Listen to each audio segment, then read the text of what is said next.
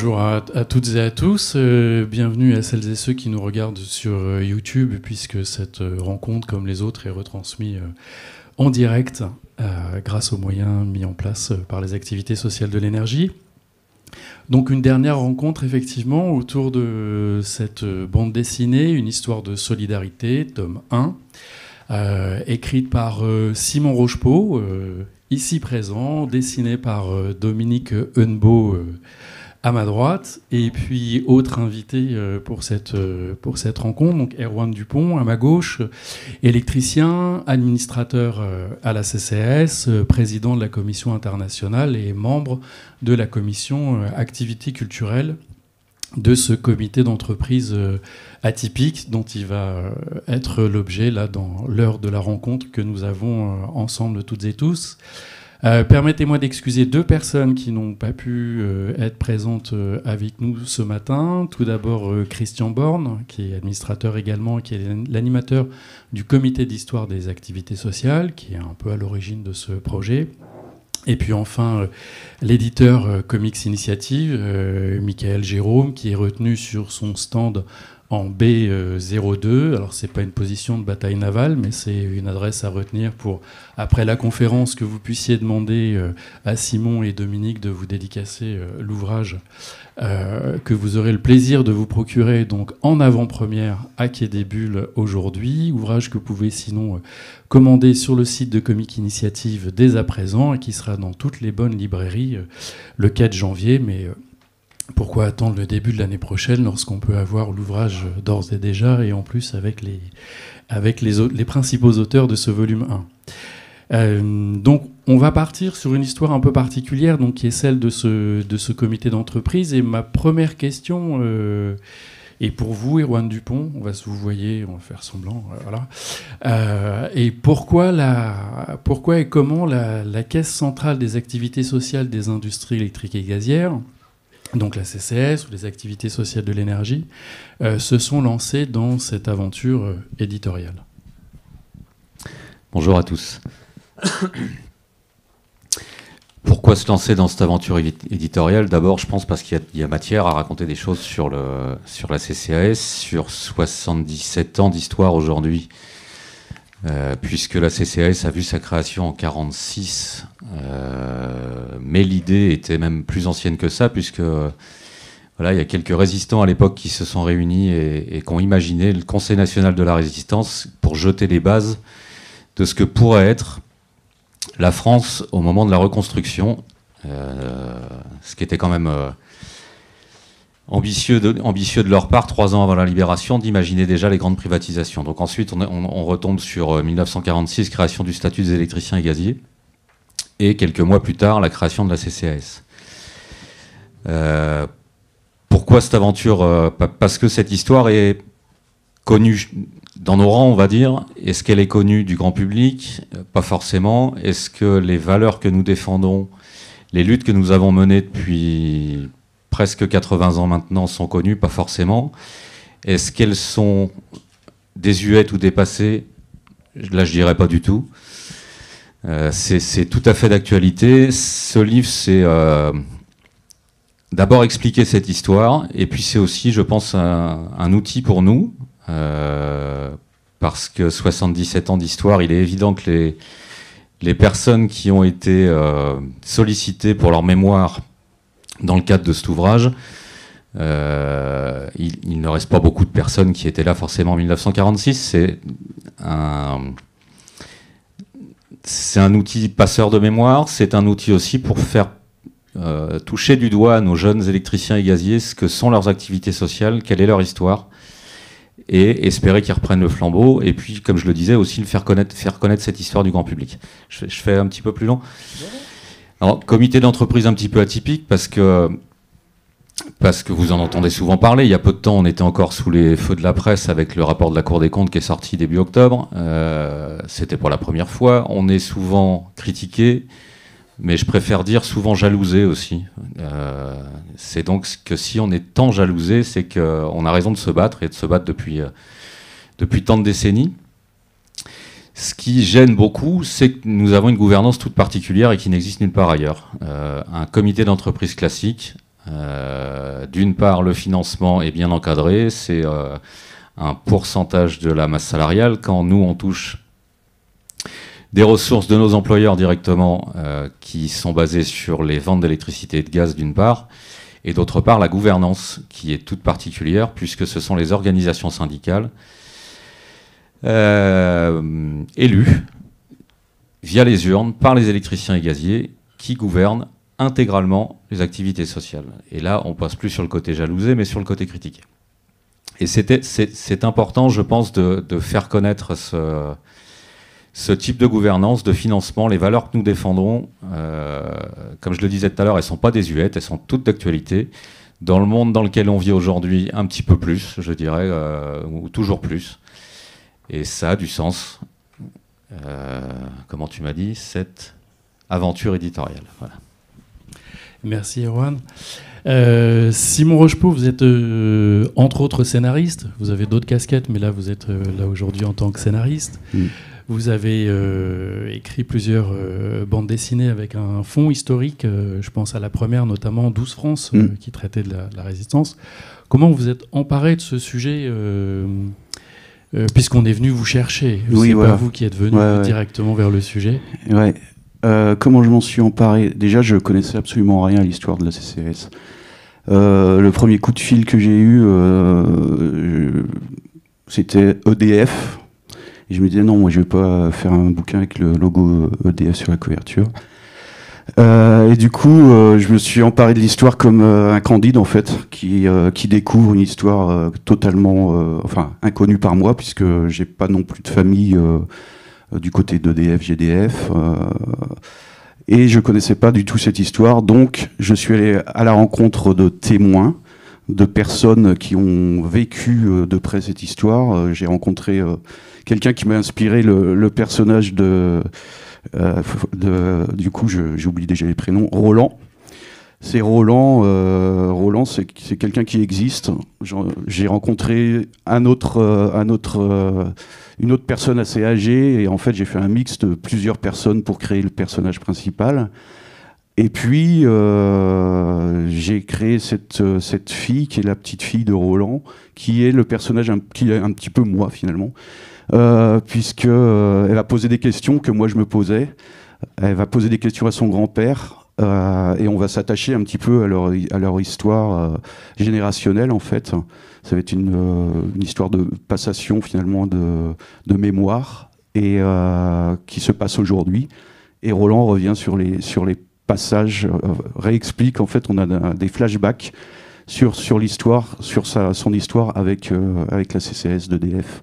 Donc j'ai rencontré, effectivement, c'est comme ça que je me suis emparé de cette histoire, j'ai rencontré plusieurs témoins de plusieurs générations. Ça a pris, c'était vachement intéressant et très émouvant, parce qu'effectivement, comme tu dis, j'ai fait ma première BD, c'était sur la résistance. Et là, j'ai vraiment rencontré des gens dont les parents, Colette Barbieri par exemple, dont les parents étaient résistants. Et c'est très touchant d'aller chez ces gens-là et d'écouter cette histoire-là, parce que finalement, c'est la dernière génération de témoins. Moi, j'avais mes grands-parents qui ont vécu cette époque-là, mais je sais que, par exemple, ma fille, ses grands-parents sont nés après la guerre, quoi. Donc, c'était cette histoire de transmission intergénérationnelle qui vraiment m'intéressait. Je suis peut-être un peu trop long. Non, on reprendra après. Non. Voilà, on a les générations de 80, 90 ans. J'ai vu des gens qui sont entrés chez EDF dans les années 70, ensuite 90. Enfin, il y a 4 générations de personnages qui vont être dans les 4 tomes. Voilà. Et le fil conducteur des 4 tomes, c'est ce grand-père né dans les années 30. Et cette petite fille née, disons, en 2000, quoi. Alors, et on est vraiment sur une page d'histoire de France. Hein. On traverse effectivement toute l'histoire de France. Et là, ça concerne évidemment tout le monde. Et du coup, une question pour Dominique, le dessinateur du volume 1.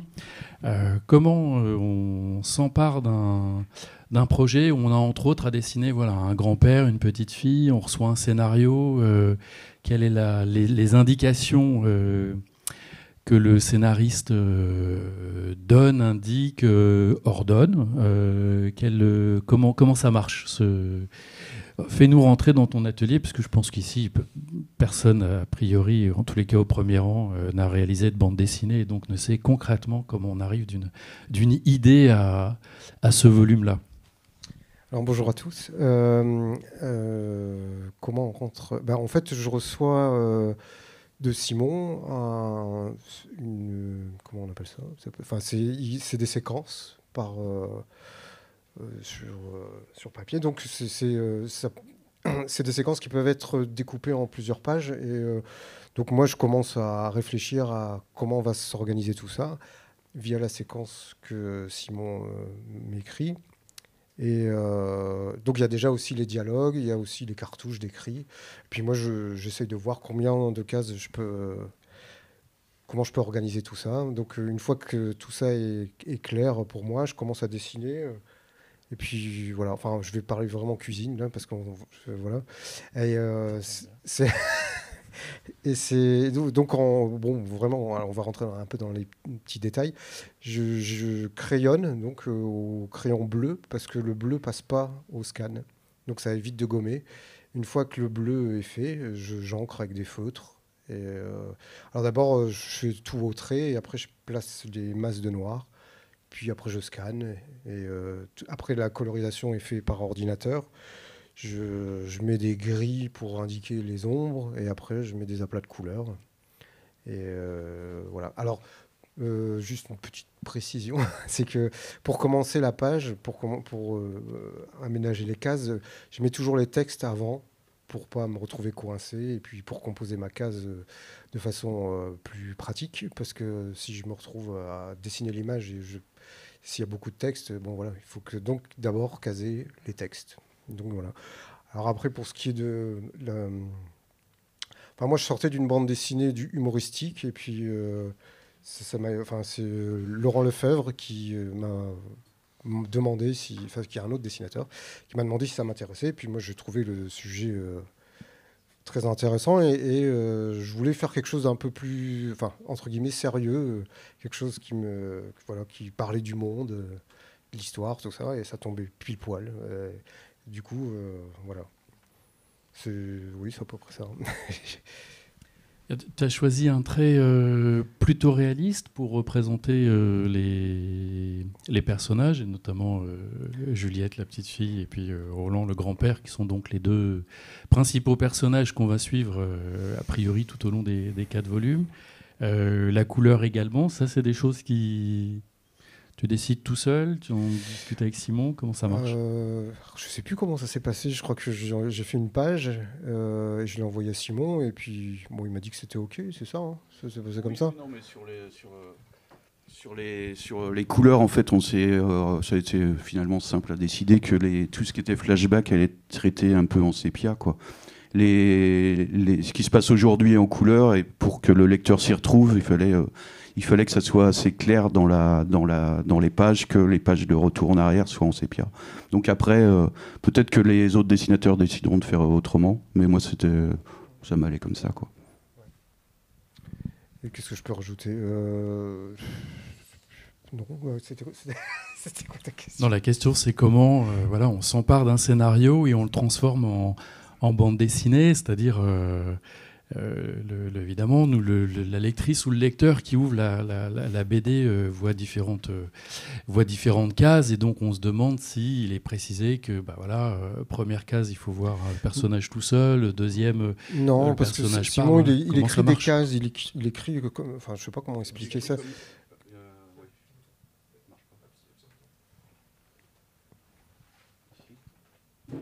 Ok.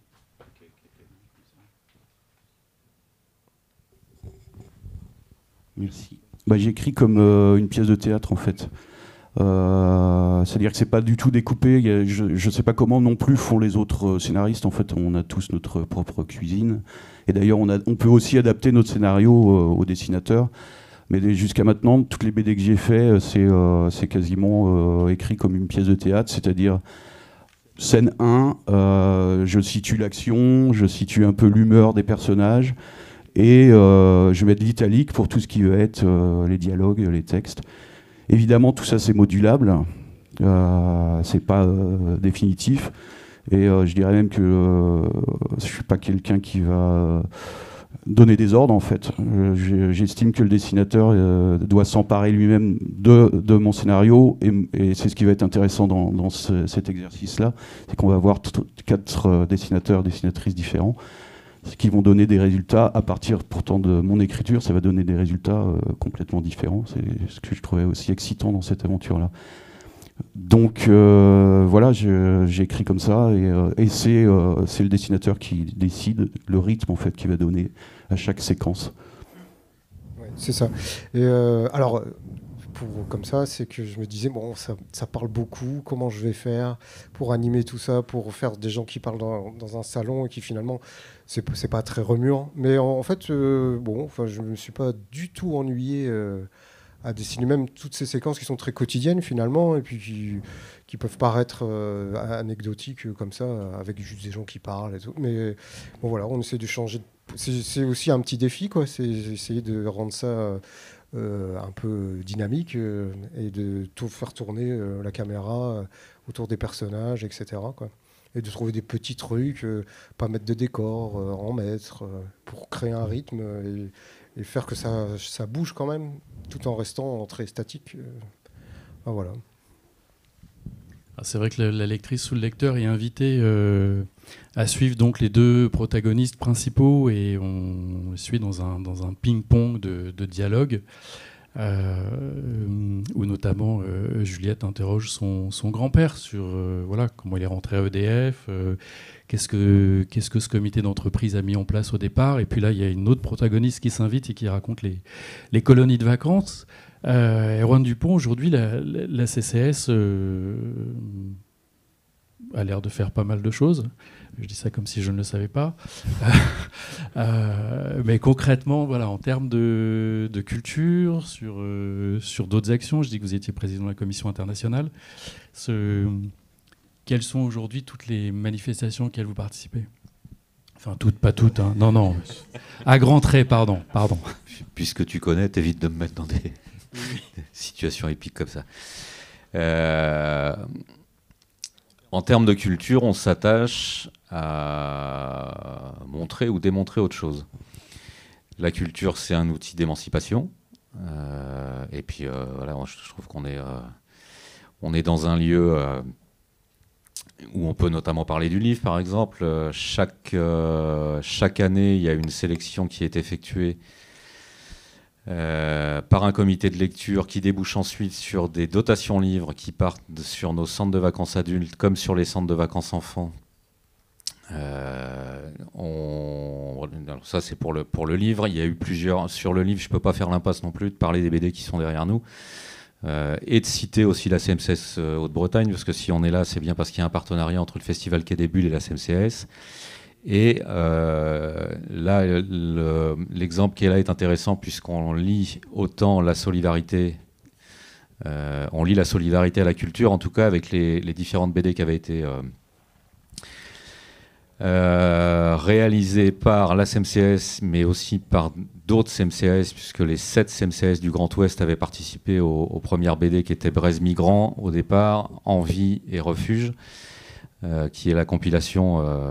qui est le 3e tome, 3 tomes en 1, sachant que cette histoire avait débuté par l'accueil de réfugiés à Trégastel et Trébordin, si je ne me trompe pas, Loïc, avec l'avenue de Laurent Lefebvre dont tu parlais tout de suite, qui avait mis en BD les différentes rencontres et faire un focus, mettre en lumière un petit peu ce que c'était que d'être migrant et d'arriver sur un centre de vacances après l'évacuation de la jungle de Calais en 2016 à l'époque, c'était. Donc ça, ce sont des exemples où on essaie de lier notamment solidarité et culture. Après, en termes de culture, je parlais d'émancipation. Il y a un côté qu'on pourrait qualifier d'un petit peu alter avec ce qu'on peut proposer sur ou à côté de Cannes, par exemple.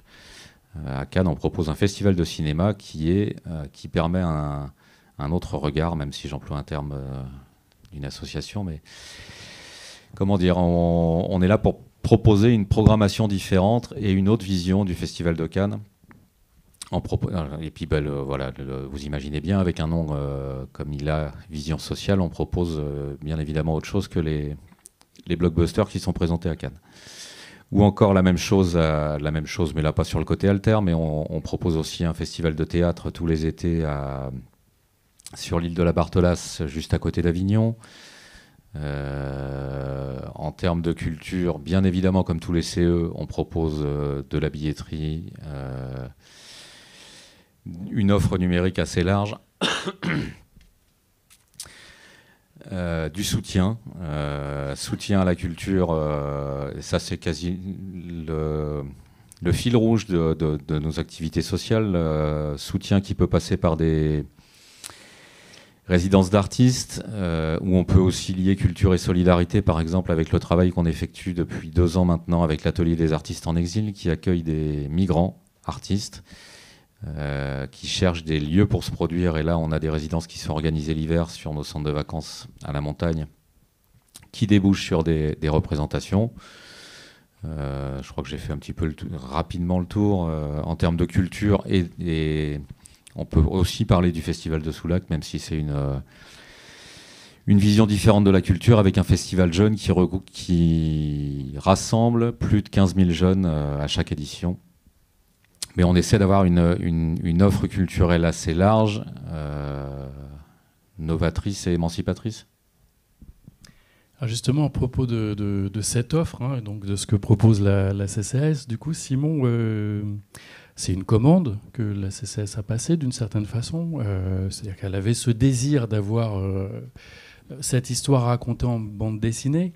Quelle liberté et contrainte tu as eu pour raconter une histoire qui doit tenir aussi en 80 pages? Ouais, parce qu'après, il y a plein de contraintes. Ouais, c'est sûr. On est obligé de faire des choix. Ça, les choix, on les a fait ensemble avec le comité d'histoire. C'est-à-dire qu'à un moment, on a défini une trame pour chaque... Donc je rappelle quand même qu'il va y avoir 4, on ne l'a pas dit, mais il va y avoir 4 volumes découpés en plusieurs périodes. Et donc, on a des grandes thématiques pour chaque volume.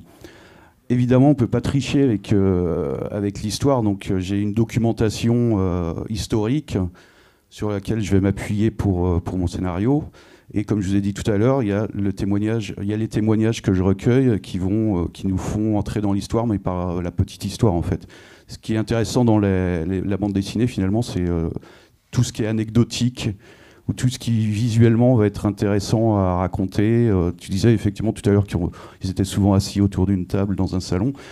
Mais quand on commence à écrire un scénario, on pense effectivement à ce que va faire le dessinateur, et on n'a pas trop envie que le dessinateur s'ennuie à dessiner. Donc tout ce qui est anecdotique et qui a un peu d'action, on va essayer de le raconter, quoi. Donc ça, c'est les contraintes. J'ai pas eu beaucoup de contraintes. Je veux dire que c'était effectivement, c'est une commande, donc en général, c'est moi qui vais chercher les sujets et qui essaye de les présenter à des éditeurs, de les défendre. Mais c'est des sujets en général qui vont me toucher, donc je vais essayer d'aller au bout du processus. C'est la première fois que je réponds à une commande, mais l'exercice du coup m'intéressait beaucoup pour savoir si j'étais capable déjà de respecter des délais, déjà de travailler avec des dessinateurs avec qui j'avais jamais travaillé, et puis d'être encadré, mais finalement, j'ai trouvé que les conditions étaient vraiment idéales, c'est-à-dire qu'on m'a pas freiné, quoi. Il y a eu très peu de retouches, ça a été convivial quasiment. C'était très sympa en fait, donc moi ça m'a aidé à même évoluer dans mon métier, quoi. Bon, heureusement que c'était sympathique, parce qu'effectivement, il reste 3 volumes à finir. Donc, ouais, enfin, moi, j'ai bientôt fini mon travail. Oui, c'est vrai que le scénario du volume 3 est terminé, mais ça, c'est un autre sujet. Dominique, est-ce qu'il y a des cases, des aspects qui ont été plus difficiles à dessiner que d'autres, ou plus faciles, ou voilà? Non, je n'ai pas le souvenir Non, après il y avait des petites choses avec les compteurs là où j'avais besoin un peu de doc. Bon, après, Tu nous expliques peut-être un peu, je sais pas si... Il n'y a peut-être pas que des spécialistes des compteurs électriques dans la salle. Donc... c'est-à-dire que je devais représenter des compteurs des années 20, non 30 plutôt. Et voilà, c'était juste, je ne pouvais pas dessiner n'importe quoi et puis imaginer et puis même me baser sur une idée que j'avais de la chose. Donc il a fallu regarder des photos quoi, et puis réinterpréter tout ça. Mais après, je me souviens pas d'avoir eu de difficultés particulières. Ou alors j'ai la mémoire courte et je m'en souviens pas. Mais non. Ah si, il y a quand même un truc qui m'a posé question, c'est la représentation des camps de concentration. Parce que c'est quand même un sujet qui est extrêmement lourd et je me suis dit comment je vais faire ça, quoi. Et même, je m'étais juré de jamais dessiner ce genre de choses. Mais là, voilà. Et on a essayé de trouver quelque chose qui symbolise bien ce que c'était sans être trop, entre guillemets, voyeur, quoi. Tu veux aller trouver quelque chose qui passe bien, qui soit symbolique plus que trop descriptif. Sinon, non, je n'ai pas eu de... Je pense pas. Uniforme allemand, un peu. Non, je sais pas. J'ai trouvé assez facilement de la documentation. Et puis bon, il y a Google pour ça aussi, qui est formidable. On peut pas nier. Je me suis pas enfermé dans une bibliothèque à potasser tout un tas de bouquins. Il y a cet outil informatique qui fait que on peut trouver plein de photos. Voilà. Et à contrario, est-ce qu'il y a des séquences qui ont été agréables à dessiner ou même marrantes où tu t'es dit tiens là je vais pouvoir placer là quelque chose que j'aurais aimé que j'ai toujours eu envie de placer et que je me rends compte quand même un clin d'œil à moi-même ou... par exemple l'histoire des saucisses je développe un petit peu cette anecdote sans tout dévoiler évidemment de la bande dessinée, mais l'histoire des saucisses, on peut la raconter. Donc c'est une séquence qui se passe pendant les colonies où visiblement ces pauvres enfants étaient gavés de saucisses en colonie de vacances et évidemment ils trouvaient ça pas très bon et donc ils jetaient ça par les tentes et ça avait bouché un coin de rivière, peut-être pas un coin de rivière mais en tout cas un ruisseau. Et du coup, ça, je me suis dit, comment je vais intégrer ça, qui est quand même humoristique dans cette histoire quand même qui est assez sérieuse. Mais visiblement, il y a, de toute façon, dans mon trait, il y a quelque chose qui fait que ça déraille un peu et que je peux pas faire quelque chose de totalement sérieux. Et qu'il y a quand même une toute petite dose d'humour qui se glisse comme ça. Voilà. Mais après, évidemment, tu voulais me dire quelque chose par rapport au... Non, en fait, c'est en tant que scénariste, quand on découvre aussi des pages sans forcément de texte. En fait, c'est des espaces un petit peu de respiration, finalement, parce qu'il y a d'autres pages qui sont un peu plus chargées en texte. Ça, c'est pas moi qui ai demandé à Dominique de le faire, c'est venu instinctivement aussi. Peut-être qu'il aime bien dessiner les trains. Non, pas du tout. J'ai même été très effrayé de me dire oh là là, un train. En plus, c'est sur des rails, il y a de la perspective. C'est comme les vélos. Les vélos, c'est quand même très compliqué à dessiner. J'espère qu'il n'y a pas de spécialistes de vélo. Donc on pourrait croire que c'est pour la SNCF, mais c'est toujours EDF. Mais après, oui, Simon parlait de liberté, j'ai eu aussi une très grande liberté d'interprétation vis-à-vis de Simon et de ce qu'il écrivait, et vis-à-vis du CCAS aussi. Alors, pour revenir sur cette idée de commande, moi, j'ai pas pris ça comme une commande au sens péjoratif du terme. C'est pas Coca-Cola qui me demande de raconter leur histoire. Enfin, c'est pas quelque chose comme ça, quoi. Donc il y a une grande liberté et ça m'a beaucoup plu de faire ça, voilà. Et je suis très heureux d'avoir participé à ça parce que voilà, ça fait partie du réel et puis c'était juste en plus l'envie du moment que j'avais. Alors maintenant j'ai envie de repartir dans un truc qui m'échappe du réel maintenant. Voilà, c'est toujours fluctuant les envies. Et voilà. Non, donc voilà. J'ai fait ça avec une grande liberté, puis beaucoup, beaucoup de plaisir.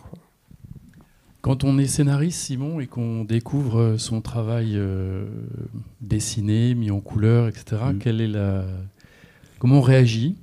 Qu'est-ce qu'on... Très mal. Non. Bah, ce que je disais, c'est que ce qui m'intéresse vraiment, c'est de voir comment vont les autres dessinatrices, parce qu'en fait, on a fait aussi le choix. Je suis impatient aussi de voir les prochains volumes et de voir comment... On a fait le choix d'avoir 2 dessinateurs, enfin vous avez fait le choix d'avoir 2 dessinateurs et 2 dessinatrices, d'avoir une parité. Pardon, je t'interromps, mais qui sont Dominique Honnebeau qui a réalisé le tome 1, Christelle Pécou qui va réaliser le tome 2, Laetitia Rouxel qui travaillera sur le tome 3, et puis John Sack qui terminera la quadrilogie avec le dernier volume. Ouais.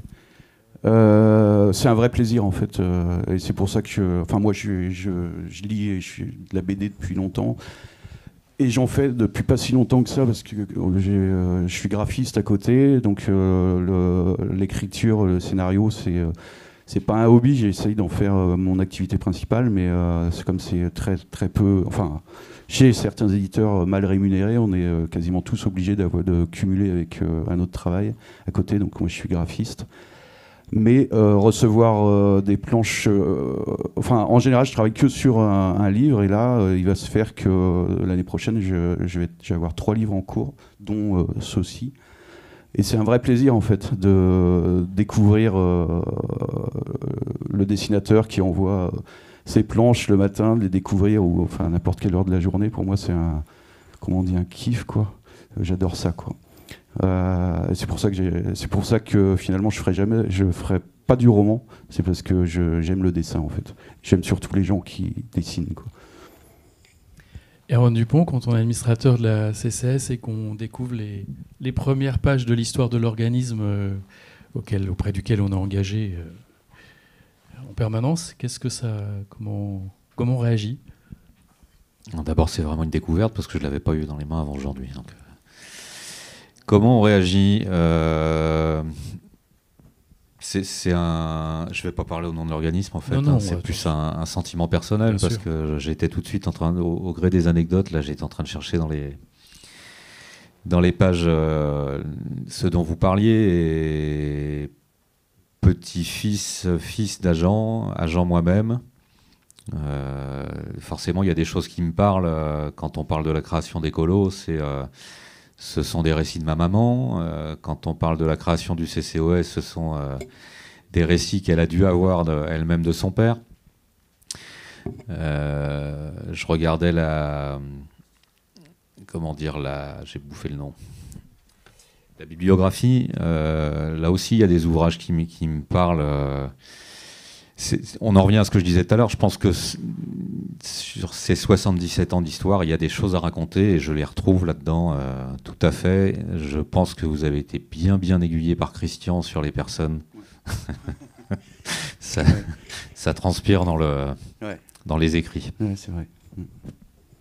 On sent que vous avez pris un réel plaisir à travailler à ce projet. C'est pas fini, hein. Non.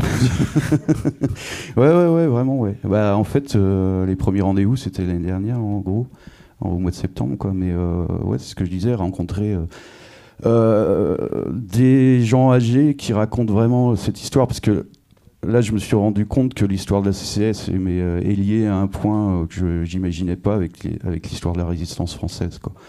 Moi, je ne savais même pas que le Parti communiste avait été interdit avant-guerre. En fait, je découvre des trucs. Voilà. Il y a plein d'anecdotes que vous lirez, en fait, que moi, j'ignorais totalement et que, évidemment, on ne peut pas ne pas faire en sorte qu'elles ne se retrouvent pas dans le bouquin, quoi.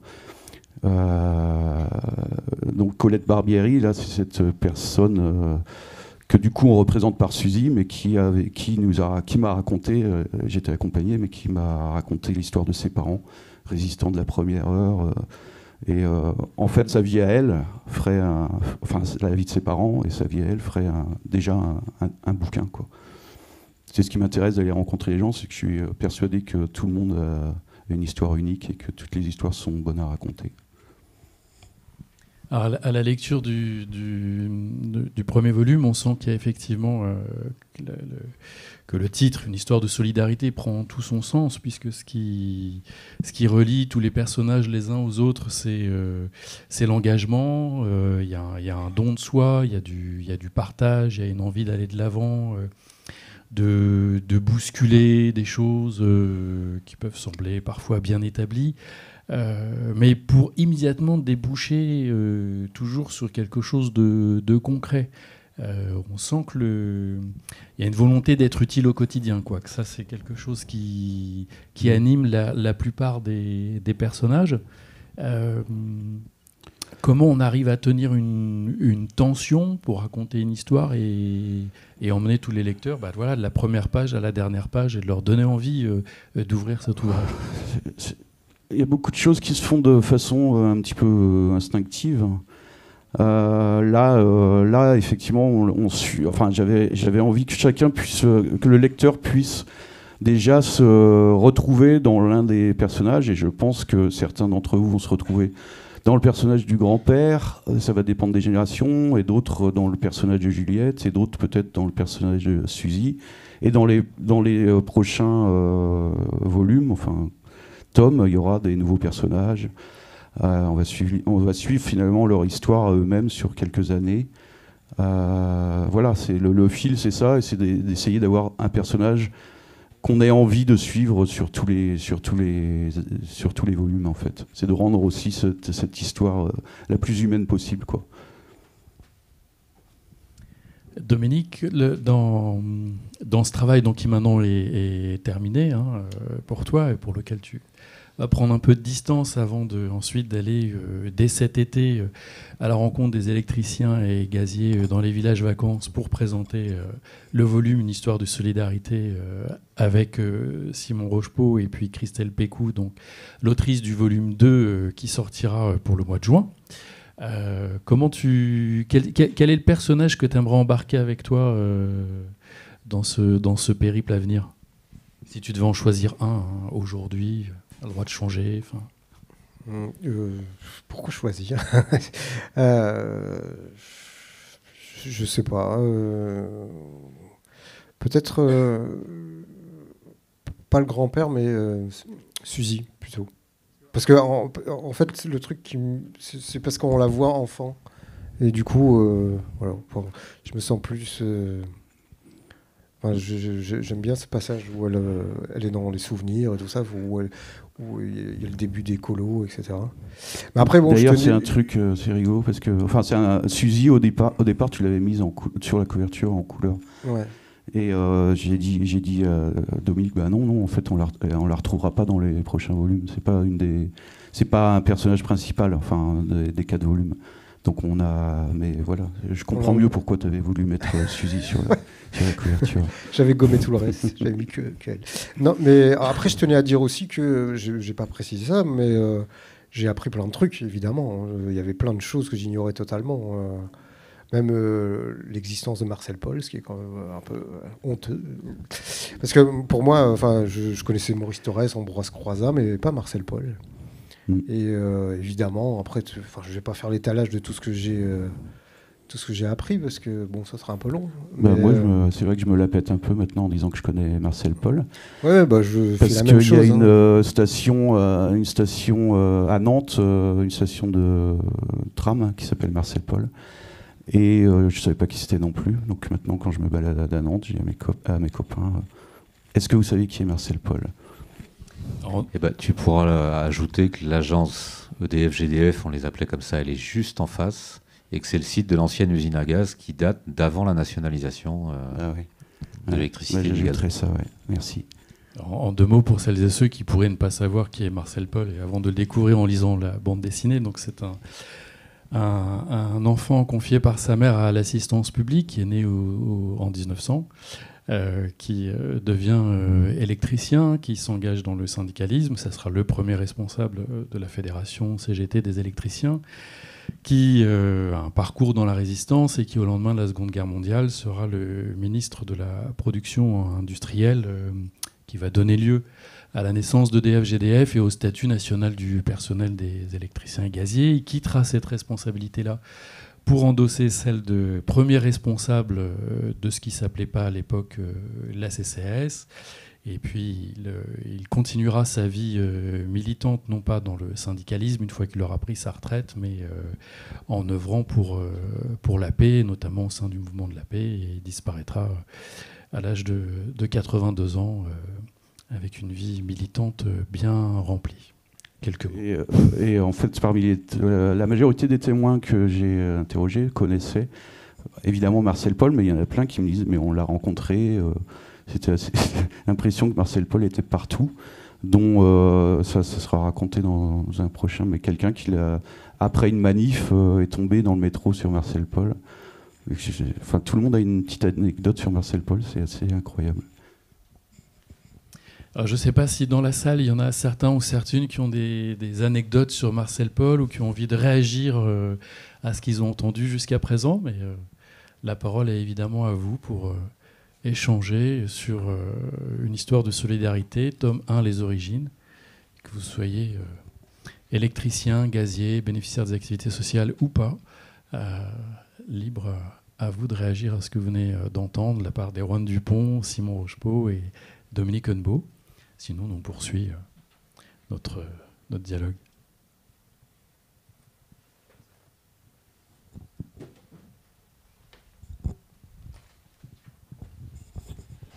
C'est une petite question scénaristique plutôt. Vous disiez tout à l'heure que l'histoire c'était sérieux quelque part, donc il fallait se baser sérieusement sur les choses. Et en même temps, c'est jamais objectif. Enfin, il n'y a jamais une réponse. Donc il y a eu dans les choix prioritaires, dans la contrainte des 4 tomes, etc. Il y a quand même peut-être eu des ellipses, enfin des choix forts, donc des oublis, des priorisations de certaines thématiques. Voilà comment finalement votre subjectivité et vos choix de scénaristes ont orienté peut-être mis en avant certaines thématiques, certaines approches, certaines anecdotes plus que d'autres. Oui. La première étape en fait du travail, puisqu'effectivement on est sur des sujets historiques, la première étape c'était de déterminer quelles étaient vraiment les grandes thématiques. Donc il y avait des choses qu'on pouvait...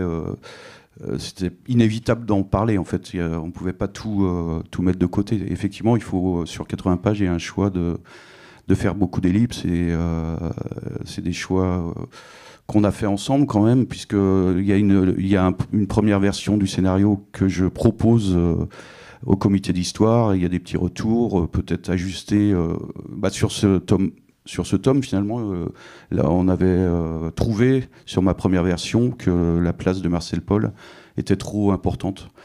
Parce que moi, je trouvais que c'était quand même la figure, mais du coup, ça devenait presque une bio de Marcel Paul, ce qui n'était pas le but, quoi. Donc, on m'a demandé de faire des recherches d'accentuer plus un autre personnage, qui est le père, du coup, de Suzy, qui a un peu un parcours...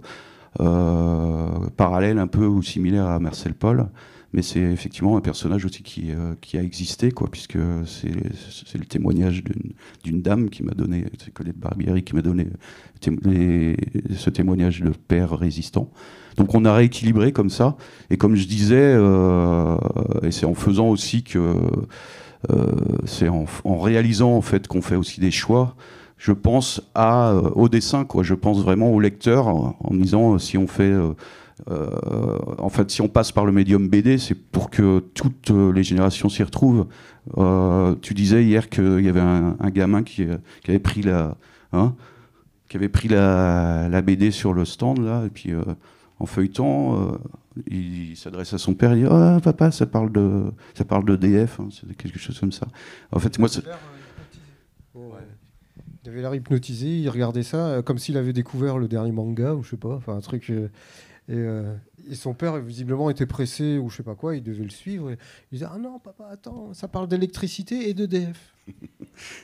Donc en fait, c'est des bonnes anecdotes parce que ça veut vraiment dire que je l'ai même pas retenu, quoi. Je me suis dit qui c'est cet enfant? Non, mais ça veut dire que les enfants déjà sont attirés par les dessins. Et c'est aussi faire plaisir au lecteur. Enfin, On va pas lui faire non plus, il va pas lire une thèse, quoi. C'est le but, c'est vraiment que ça soit agréable à lire et rythmé, quoi. Est-ce qu'il y a une deuxième question autour de la bande dessinée? Ou un témoignage, une remarque, hein.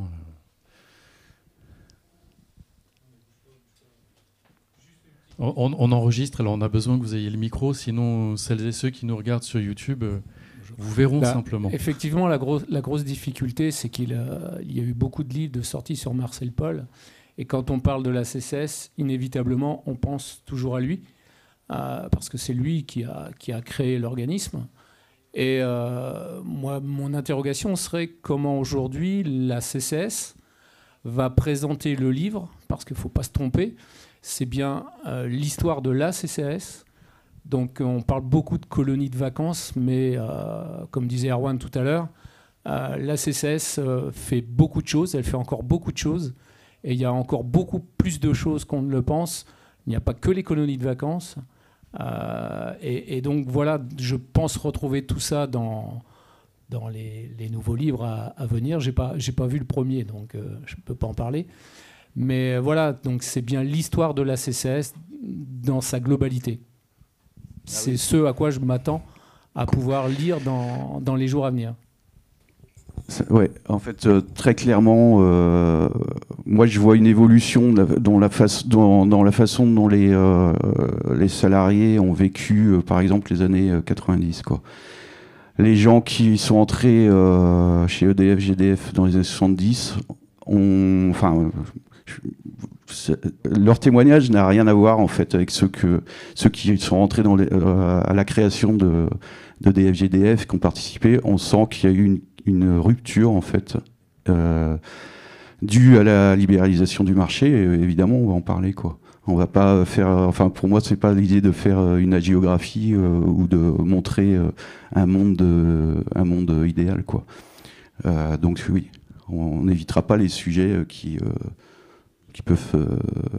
sont difficiles en fait.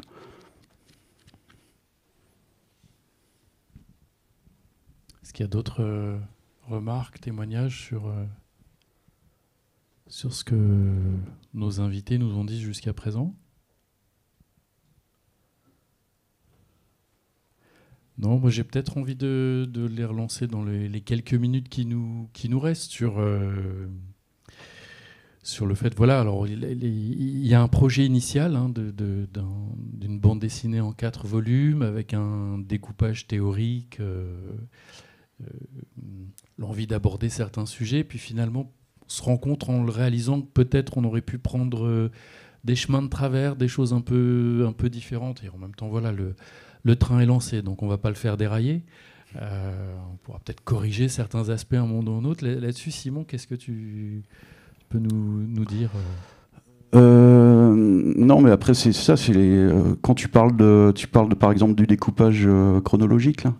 Oui, parce que nous, enfin moi en tout cas, Dominique aussi, on est extérieur, on est vraiment extérieur à cette histoire-là. On la découvre comme des gamins. Enfin, c'est vraiment, on est candide, quoi. Et du coup, il y avait un découpage qui, pour moi, parlait peut-être à des gens qui connaissent bien déjà l'histoire de la CCAS et ses rebondissements, mais pas un grand public. En fait, moi, j'aurais eu tendance à diviser plus sur l'histoire de France, quoi. C'est-à-dire de faire ou un découpage générationnel, en fait, de 20 ans. Voilà. Mais finalement, on s'est affranchi de ça, quoi. Puisque dans le tome 2, par exemple, on a affranchi de ça, où on va plus développer la façon dont fonctionne un centre de vacances, puisque j'ai recueilli des témoignages d'un directeur de centre de vacances, de bénéficiaires, parce que vous dites bénéficiaires. Donc voilà, on est plus sur le centre de Kaisersberg, où je suis allé passer quelques jours, où j'ai vu comment était géré le centre, ce qu'on proposait comme animation. Et du coup, le volume 2 sera plus sur cet aspect-là, quoi. Une question qui a été rapidement abordée sur effectivement les CCS, c'est pas que les colonies de vacances, donc je me retourne vers toi, Erwan, voilà, parce que c'est effectivement pas que les colonies de vacances. Quels sont peut-être et il n'y a aucun piège dans ma question, quels sont peut-être les projets les plus atypiques qui sont portés par les activités sociales de l'énergie ou qui peuvent paraître atypiques et qui pourtant sont bien au cœur de ce que sont les activités sociales de l'énergie, y compris partenaire d'un festival de BD présent pendant plus de 48 heures, contribuant à accueillir une programmation autour de la bande dessinée engagée. Voilà, Alors, on a bien évidemment les mêmes missions que d'autres CE, c'est-à-dire que faire de la billetterie, des aides, quelles qu'elles soient, on sait faire de la même manière que les autres, mais on ne s'arrête pas à ça. Sur les grands domaines gérés par la CCAS et à destination de nos bénéficiaires, la santé, la culture, les assurances, le sport, les activités internationales, les vacances, j'aurais dû commencer par là, ça reste notre mission première, vacances adultes et vacances enfants. Le côté atypique, ça peut être le volume déjà, parce qu'on représente aujourd'hui 1% de la population avec nos 670 000 bénéficiaires de la population française. Et sans vouloir rentrer dans des chiffres en termes de séjour vacances jeunes, par exemple, il y a plus de 26 000 enfants qui sont partis sur juillet-août cette année. Donc ça donne une idée du volume. De l'atypique, ce qui peut sembler atypique vu de l'extérieur. Oui, oui. Voilà, ce que nous défendons, je préfère l'appeler comme ça. Je parlais tout à l'heure de l'évacuation de la jungle de Calais. En fait, on héberge depuis 2015, sans interruption, des personnes exilées, d'une part, mais aussi des personnels soignants pendant le Covid. On a accueilli suite à la guerre en Ukraine. On accueille toujours d'ailleurs suite à la guerre en Ukraine. Ça, c'est des choses qui ne sont pas dans nos missions, qui sont pas dans nos missions, qui en tout cas ne sont pas dans les missions d'un CE classique, et que nous défendons, nous permettons, je ne sais pas trop comment le dire. Après, j'aime bien au départ, je pensais que c'était le tome 1, une histoire de solidarité, mais en fait, une histoire de solidarité, ce sont les 4 tomes et qui seront déclinés en fonction des périodes.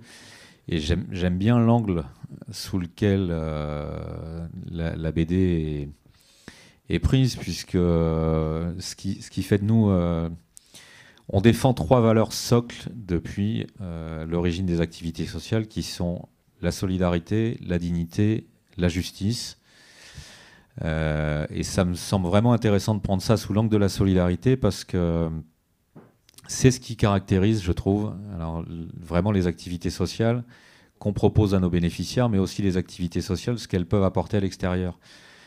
Je parlais tout de suite de l'accueil de personnes en difficulté, par exemple. Là, on est dans de la solidarité, c'est tangible, mais cette solidarité, elle est aussi sur toutes les tombées économiques qu'il peut y avoir autour des centres de vacances, et on sait que c'est colossal, autour des centres de vacances de la CCAS, comme la solidarité intergénérationnelle qui je pense, sera de près ou de loin abordée dans l'un des 4 tomes. Voilà, on a ce côté atypique sur les solidarités notamment, sur l'international aussi, parce que tous les comités d'entreprise ne le font pas. Le côté atypique aussi, ça peut être de dire que on peut proposer des vacances, par exemple, mais nous, on les fait. Et on a aussi ce côté atypique du par et du pour qu'on défend depuis les origines aussi. C'est bien effectué par les électriciens et gaziers, pour les électriciens et gaziers, et ça essaime un petit peu ailleurs. Merci. Ouais, si je peux juste rajouter un truc, c'est qu'avant tout, on est militant, parce qu'on est salarié dans les entreprises. on représente plein d'entreprises, on est élu par les salariés, on est militant, on a plein de casquettes à côté, on cumule plein de missions et la preuve, on est ici. Hein, je prends François qui est à la régie, il travaille sur le barrage de la Rance, il n'a aucune formation dans l'audiovisuel et on se retrouve. Et je trouve que c'est une des richesses des activités sociales, c'est qu'on peut militer, on peut apprendre plein de choses, on peut progresser, on peut se retrouver dans des conseils d'administration, on nous laisse leur place, on creuse, on va se former et je trouve que c'est important de le dire parce que sans ça, je pense que c'est tout ça, ces petites choses mises bout à bout qui font que les activités sociales, on en est là aujourd'hui, on existe et si reprendre exister, c'est créer, je pense qu'on en est bien là-dedans et il faut qu'on continue à se battre pour nos activités sociales. Ça ferait une belle conclusion du tome 4. Bon, en tous les cas, pour toutes celles et tous ceux qui s'intéressent à l'histoire de France, qui sont sensibles à la notion d'engagement, à la notion de solidarité, on ne peut que vous inviter à découvrir le volume 1, donc disponible en avant-première à Quai des Bulles sur le site de Comics Initiative B02, sinon disponible à la vente sur le site internet de Comics Initiative et à partir du 4 janvier dans toutes les bonnes librairies de Bretagne, de France et d'ailleurs. Merci à toutes et tous pour votre participation.